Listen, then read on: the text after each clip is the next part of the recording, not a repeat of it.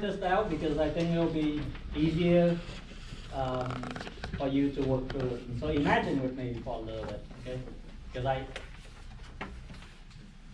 what the art installation that we talk about, right, is some of these posters in a big size, maybe 20 by 30. In our church, what we do is we put them on like vinyl so they easily hang and stuff. In many places, you would put it on poster board type of thing. So you would have like a easy up. You hang these things on like a wall so that people can go through. The first panel will have this picture on them, okay? Have this collage on it, right? Actually, no, that would probably be the second one. The first panel, actually the first panel is very simple. The first panel have a picture of 4 red cups, like this red cup, but there will be 4 of them. The first panel, 4 red cups, and each of the red cups have the name of success, wealth, love, or pleasure, okay, or fun, okay, success, wealth, love, or fun. That will be the first panel of 4 cups. The second panel is this one, okay, and then the third panel is this verse of Jesus in the back, and the final panel is this picture, right? And the way that we work this is, let's say if we basically walk through this, right? And let's say I would have Anthony is going to be my example. So come over here. And now we're going to do some imagination, right? So Anthony, hi, my name is Bumble, and I'm glad that you come out here for this art installation. So the first panel we have these 4 cups here, right? You have success, fun, love, right, and wow. So I'm going to give you a little sticker, and we want to basically, you need to basically put the sticker on one of these 4 cups. So answer this question and put the sticker where you, according to the people that your friend in the Bay Area, would you think that people in the Bay Area, people your age perhaps, or you interact with, out of success, fun, love, and wow, what would they be thirsty for the most? What would be they thirsty for the most? Well, okay, how so? Why do you put it there? What your interaction? What do you say that make you put the sticker there? There's some Greek Gothic. Okay. Yeah. You have a lot of that in your friend and stuff. Yeah. Okay. A lot of Greek. Yeah. And I think I would put a sticker, and I would grab a sticker and say, well, you know, for my working with a lot of young people, I think, man, especially Asian, I think success is the number one thing. You know, a lot of us, if you get a B, your parent will scold you on that, right? So I think that's where we get, right? So it's like, I think that's the number one thing in our people. So that's good. Let's move on to the panel number 2 here. So in this panel, we'll have this card, right? So according to this card, right? And since we don't have the sticker, I'm going to use the marker. So now we talk about, you know, other people. I wonder about you. So can you put a check mark right next to the picture that you identify the most, or is identified as what you want the most in your life? So what do you want the most in your life? Okay. So Anthony basically put the mark right to a red cross next to Superman. Right? You guys see that, right? Okay, cool. I think I would put my mark right at the corner of Mother Teresa and Martin Luther King. That would be my mark. And I was wondering, Anthony, so why do you put your mark like in that area about Superman and stuff. So why? Oh, no, just across the south. The cross, okay. Just across the So south. the cross. So Yeah. is that like what you want the most in your life? Yeah. Okay. Yeah. How so? Also, Why is it that you want the most out of that? it's because I think that Jesus Christ, He paid the ultimate price, and He asked me to follow Him. So I think I want to follow Him to the end. All right, awesome. Yeah, I think for me, I mark, you know, the one like Mother Teresa, Yeah. Martin, you know, Yeah. Martin Luther and stuff. I think for me, one of the big thing in my life is to basically have a purpose in my life. So I don't want my life to be a waste, right? So I think that's what been always like driving force for me. So we talk a lot about thirst, like what we want to do the most. I wonder if you can read this verse 2,000 years ago from Jesus. Anyone who drinks this water will soon become thirsty again.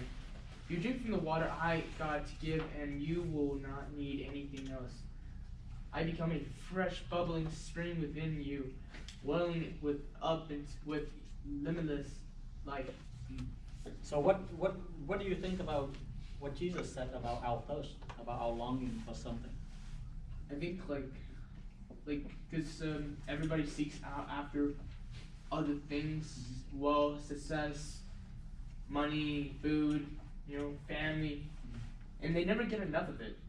But if we ultimately seek Jesus with all our heart, with all our mind, with all our strength, with all our soul, we will never become thirsty, because He's always gonna be there with us and always gonna provide us that water. Yeah, that's cool. It seems like it look like we're on the same wavelength. We're talking about the same thing. We want to basically go after Jesus for help us to quenching our thirst. Yeah. So come over here for the last panel that we have, right? So this is where we are. The story of how Jesus actually come in to heal our world, and in the very beginning, our world right now is a mess. It's like people longing for different things. But originally, God, created us in a perfect harmony, right? And then God loved us. He sees us in our circumstance. So He sent Jesus to basically die for our sin and redeem us. And then He sent us out to basically to redeem the world. Yeah. So if you have to identify which one of these is your world, which one would you identify yourself with? This is where you see you are right now? Yeah. How come? Me and my mom doesn't really have a good relationship at the moment. Mm-hmm. Yeah. So I really see that, not because of not man and woman, but like son and mom. Mm-hmm. So I'm right there. But I think God is telling me to go here, because to have a better relationship is with God. Is your mom a Christian religion? No, she's not. She's say she knows she came to church here sometimes about 3 to 5 months ago, and didn't grasp onto it. So she still she loved church.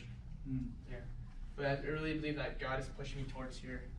Yeah, I think. So we are praying so that God will enter into the picture, right? Yeah. So that they can redeem your family, your relationship with your mom as well. Yeah, I think that's out of love. Even in Romans 5:8, it says, with the demonstration of God's demonstration of love, He brought His Christ towards us, and all have sinned, all short before God.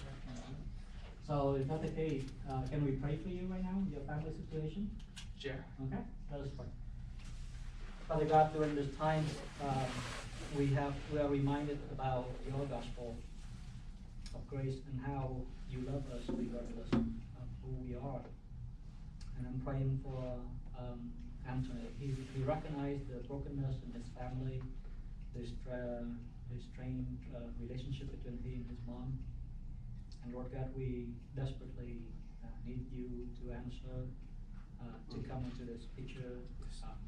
Lord God, Anthony shared that his mom come into church before, but she haven't been able to really relate or connect so much. And Lord God, I pray that there will be more people who are reaching out and extending love to her, help her to trust the people in the church, help her to actually begin to have curiosity about you and about your power. I'm praying for Anthony in the way that he lived his life and the way that he related to his mom. I pray that through his life, that his mom will come to wonder and really want to have the same peace, the same joy, the same purpose that Anthony had in his life. Lord God, I pray that your Holy Spirit would move powerfully in his mom's life and draw her closer to you. Lord God, we pray that redemption happen in our family, in our life, through us and using us as well. We know that as much as we love our mom, our family, you love even more. You actually the one who dying for her sin to reconcile her to the family of God. So I pray that if you love her that much, I pray that you continue to reach out. Help us to begin to see how we can partner with you, partner with Anthony in bringing redemption to his world that he has. And then through the healing, through the redemption of his family, you can also begin to reach many, many other people around.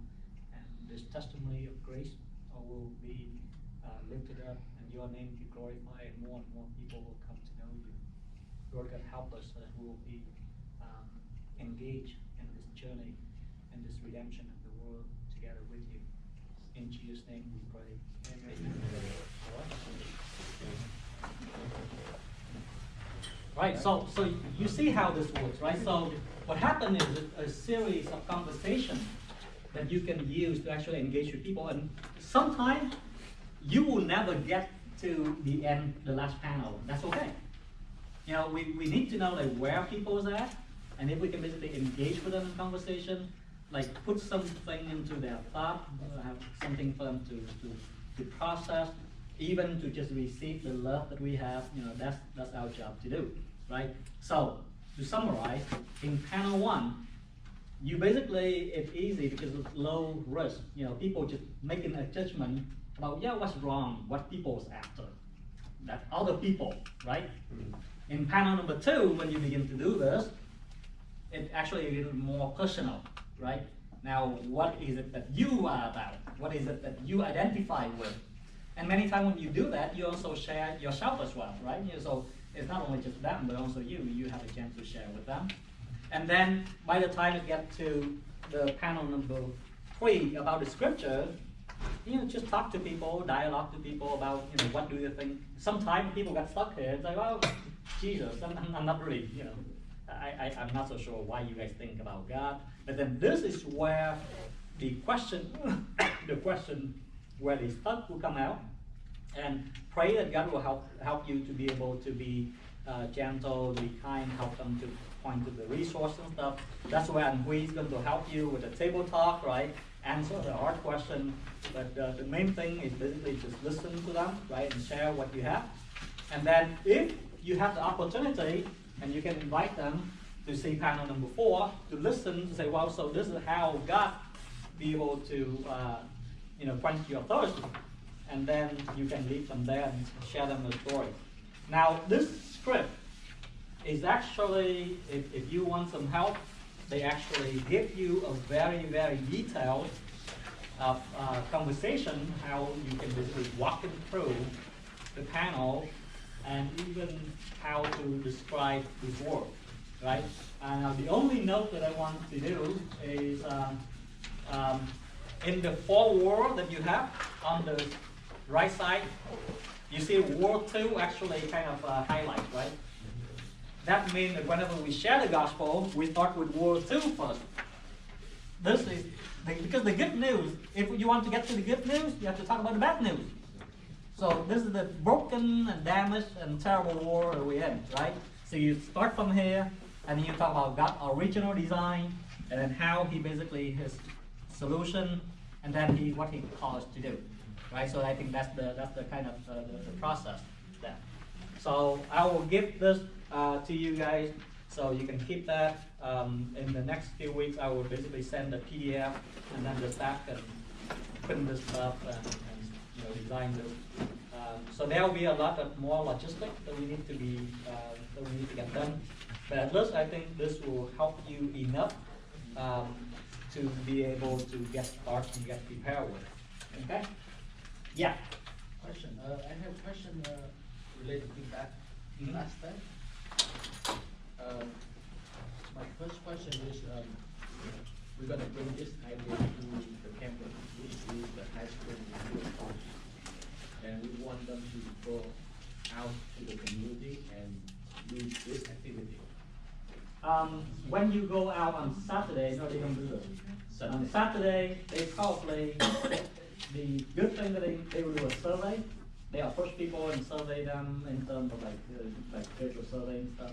If they have the opportunity, they'll share their story. They share their personal testimony. This exercise, this proxy station, we do on the second day. And the second day, many times what we want to do is we want to do two things. The younger kids can help with inviting people. We can walk through with the guests. We'll walk through with them as well. So sometimes you can actually encourage them to basically share. You be there with them. They see how you model it, and some of them they can actually do it themselves. Now let me share you some really encouraging story, right? So when we do this proxy station kind of briefing for Hội Đồng in maybe 2017. So I invite one of the InterVarsity staff come into VAY gathering. He presents for about an hour about how this thing works. So Timmy was sitting there, listening in the staff. So he just listened. I had no idea what to do, right? And then in spring or fall, Fountain Valley High School, they have a something they call fall festival or something where they get all the clubs, they sell things and raise funds for their club. So in their school, they have crew actually have a club on campus, a high school. So that Sunday, I get a call from the campus crusade leaders and said, Pastor Bumble, we need some help because originally Timmy already booked with the school, and he tell us that we're going to do proxy station, but he's the only one who know how to do it. And now he said he have volleyball tournament, he cannot come. I need to find out what do I do? What am I supposed to do? And I said, a Sunday night? Yeah, no, don't worry about let's do this. And then I text my friend in the varsity, yeah, I need to borrow your set. Do you have an extra set I can borrow? Yeah, I need to borrow an extra set. Okay, so crew, usually they have meeting at my house. Okay, so bring your people there on Monday night, I'll train them, walk them through. So around probably about 6-7 kids coming up, high school kids, right? So I train them, walking through, doing these proxy scripts and stuff, show them what to do. And that Saturday, they go to Fountain Valley High, they set up, they get all these things, they give out free boba tea, right? If you want to buy, it'd be like $3. But if you want a free sample 6-ounce cup, all you have to do is walk through the presentation, we give you a free sample, right? So within 2.5 hours, they basically share the gospel to maybe like 50, 70 people, and there will be people who actually making the commitment for Christ. Right there and then, it's like, I'm completely blown away. But what really blown me away is you will have to meet, you will meet this guy. His name is Dimitri. Dimitri, back then, he was, I think, either a freshman or a sophomore. And Dimitri actually missed the Monday night. He didn't even come to a training on Monday night. But he come out for Fall Fest, and we basically teach Dimitri right on the spot. We say, so this is what we do. You're walking through people, you explain this way. And then Dimitri basically just gets it, and he actually begins to talk to people and stuff. And today, he actually leading crew on campus. He's senior now. I hope to fly him up to the camp in Memorial High, Memorial Day. But he actually doing this stuff with his friend. And actually, when I teach this thing called the pocket proxy, it's like postcards and stuff. When I taught them last time, I talked to him and I said, okay, now you do this for 2 other people, and I mean, just the hand up, and I watched him how he do with other people. I mean, the kid's like completely blown me away because he knows how to get this stuff. So he can explain to people and stuff, and he will be able to approach people and explain and talk about and sharing the gospel. So this is actually doable for high schoolers. So I'm not doubting that high schooler won't be able to do. I think they will be able to do it fine. Yeah.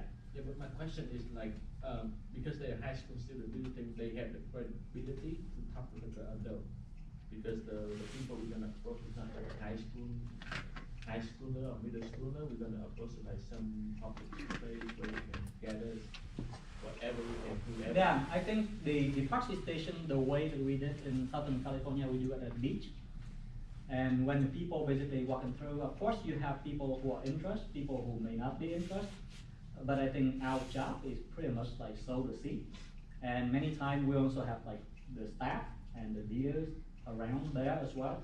So, you know, when the high school walking people through, we gauge their interest, and if they're not interested, we're not going to push, right?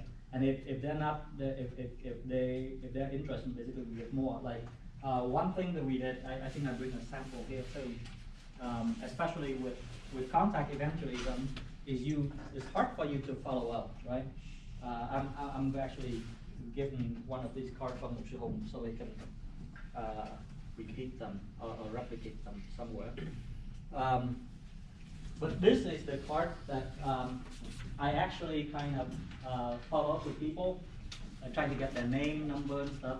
But on the left hand side is where I kind of gauge where they're at. Now, in traditional evangelism, it's kind of a bad ending. And the bad ending goes something like this. Anh Dũng, at the end, you know about the gospel. Now you need to make a decision. Do you want to accept Jesus to go to heaven? Or you want to reject Jesus to go to heaven? In a way, it's the close, right? I mean, and it's like a binary choice, a black and white. You know, either heaven or hell. It's very, very kind of hard thing. But now, when we learn about the 5 threshold, I would use the 5 threshold as a close. And the way that I do it like this, and so usually, I don't know where you come from, your spiritual background, but we observe that when people come to know and have the faith, they generally go through 5 different stages. The first stage is they have to trust, the people. They have to trust the story. So I was wondering, do you have any Christian, or do you know any of your friends Christian at all? So I begin to set up that stage, right? And then the second step is that not only they have to trust a Christian and have a friend, Christian friend, but they also want to know more about it, right? So do you want to know more about Christianity? And then I will also begin to ask them, do you open to know God more personally and experience God? Do you want to really investigate this seriously, and you want to follow Jesus? So all of that is actually on the left hand side of this connection card that I put together, right? So for example, if Anh Dũng begin to say, yeah, I totally in, no problem. I'm not ready to believe right now, but I'm open for more information. I want to learn more. Would you mind give me your email address or your phone number or what I really want is, why don't you give me your address, and then we will mail you some booklet explain more about the evidence for the resurrection, whether or not Jesus actually resurrected for real or not. And that's how I would get my contact information, and depending where they are in the 5 threshold of faith, that's how we basically follow, right? So in contact evangelism, the amount of information people put on here is actually an amount of this quantified faith or trust that they have in you. If they don't trust you, first name is all we get, right? But if they're really, really serious about this stuff, they will give you phone number, an email address, contact information. Right? So you know exactly what sort of follow-up you can do. And to the extent that God gave us, whatever God brings, we just faithful follow, right? In the last one that we have, we probably gave out 111 approach for people in the summer. We get like about 15 of them actually give us information. We actually only one of them actually send information to only one of them. All right, I think people have to go, so I need to basically Let me wrap it. Anyway, Dũng and some people, 3 people from Sacramento have to leave right now. So we'll just pray from the lead. The rest we just let's stay around for just a few more minutes. We wrap up, and then I'll ask the key leaders to meet because we need to go through a little bit of logistic at camp. But thank you, Pastor Bumble. I think everybody here. This is doable, right? And it's not scary. And Pastor Bumble explained it very. I love this because this is presentable. It's doable. Young people are going out with low risk and these different stages of it helping us instead of just black and white binaries. I think we can do this. It's wonderful. Let's just pray. Pray for the Sacramento. You want to right back to Sacramento right now? Okay. Dear God, we thank you so much for